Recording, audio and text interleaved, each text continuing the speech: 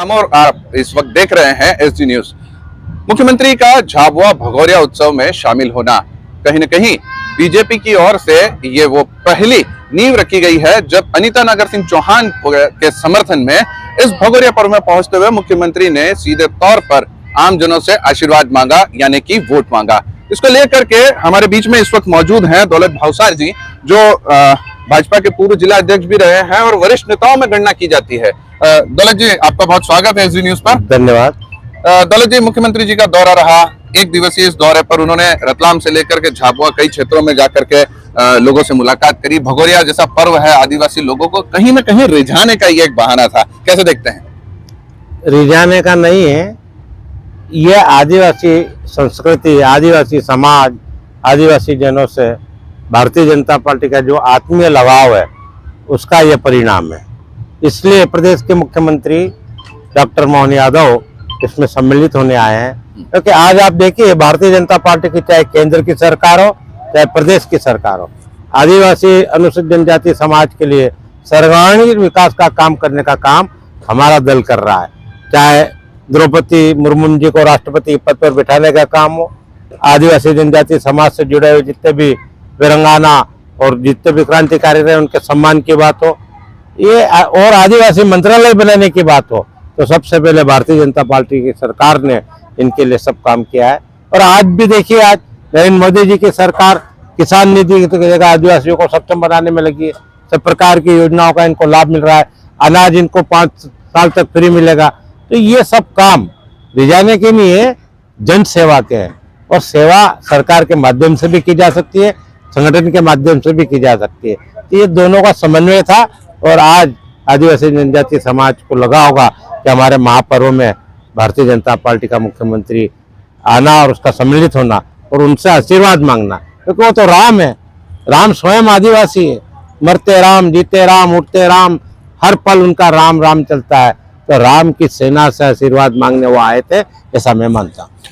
बिल्कुल, मुख्यमंत्री जी ने मंच से भी उन्होंने सीधे तौर पे बात कही कि कम पैसों में जो गुजारा करने वाला आदिवासी, कम पैसों में खुश होने वाला, ये उनके सटीक शब्द थे। कहीं ना कहीं मनरेगा जैसी जो व्यवस्थाएं हैं, जो योजनाएं हैं, उसको छोड़ करके आदिवासी लोग पलायन करते हैं, उनके लिए यह कब विचार करेगी बीजेपी, चूंकि अब लोकसभा चुनाव सर पर है? आपको फिर बता दूं, मैं पलायन शब्द का घोर विरोधी हूँ।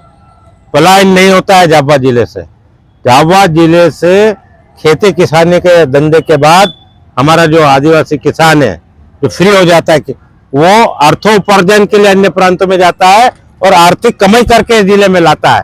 यदि वो स्थायी रूप से वहां रह जाए, जाके बस जाए, तो हम कहेंगे कि वो पलायन है। इट्स नॉट पलायन, वो तो आर्थिक उपार्जन के लिए जाता है और फिर आ जाता है। जैसे अभी भगोरे का पर्व चल रहा है, सब आ गए। अब उन्होंने कहा कि अभाव में, तो ये बात सत्य बोली है मुख्यमंत्री जी ने।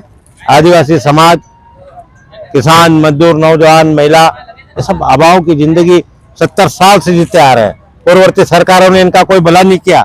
आज इनके परिवर्तन आ रहे हैं, उनमें शिक्षा का विकास बढ़ा है, उन्नति का विकास बढ़ा है, आर्थिक प्रधानमंत्री आवास योजना मिल रहे हैं, उज्ज्वला योजना में उनको लाभ मिल रहा है, खेती किसानी में उनको लाभ मिल रहा है, सब्सिडी उनको मिल रही है, शिक्षा के अपार संभावनाएं उनके लिए खुली है।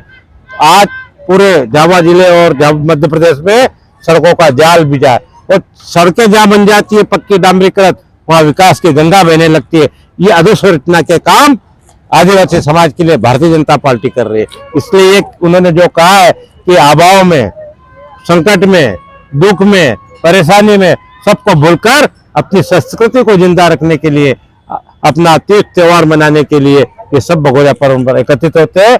इनसे हम सबको शिक्षा लेना चाहिए। अब खुले तौर पर ये जो मुख्यमंत्री जी ने भी बात कही, लेकिन मध्य प्रदेश के नर्मदा मैया का पानी झाबुआ का अभाव महसूस करता है। एक फसल जो है कि झाबुआ किसान ले पाता है, चूंकि अभी तक कोई भी ऐसी बड़ी व्यवस्था नहीं की गई। आगामी समय में हो सकता है कि बीजेपी की तरफ से इन योजनाओं पर काम किया जाए, लेकिन फिलहाल की स्थिति में तो ऐसा कुछ नहीं होता। मैं आपको बता दूं, जब सुंदरलाल पटवा सरकार थी, जब से आज तक भारतीय जनता पार्टी की जितनी भी सरकारें रही है, उन्होंने सबसे बड़ा फोकस इन आदिवासी जिलों में जहाँ पानी का अभाव है, सिंचाई का अभाव है, वहां पर बड़े बड़े stop dam, check post, check dam, और बड़े बड़े तालाबों का निर्माण, जलाशयों को एकत्रित करने का काम किया है। और जहां तक नर्मदा का सवाल है, प्रदेश के मुख्यमंत्री रहे पूर्व शिवराज मामा ने नर्मदा का काम बहुत तीव्र गति से चल रहा है। नर्मदा आएगी झाबुआ जिले में, पेटलाद में, तांडला में, राणापुर में, पारा में, सब दूर नर्मदा आएगी। और नर्मदा के जल से भी यहाँ के खेत सिंचित होंगे, हरियाली होगी, उन्नति का दौर चलेगा। तो ये थे हमारे साथ में दौलत भावसार जी, जिनका साफ तौर पे ये कहना है कि मुख्यमंत्री आगामी समय में कई योजनाओं को लागू करने वाले हैं। नर्मदा का जल भी झाबुआ को मिलेगा और वहीं पलायन जैसे शब्द को उन्होंने नकार दिया। साफ तौर पर कहा कि पलायन अपनी आर्थिक स्थिति को और मजबूत करने के लिए किया जा रहा है। कैमरा पर्सन राकेश के साथ सनी डामोर, SD न्यूज झाबुआ।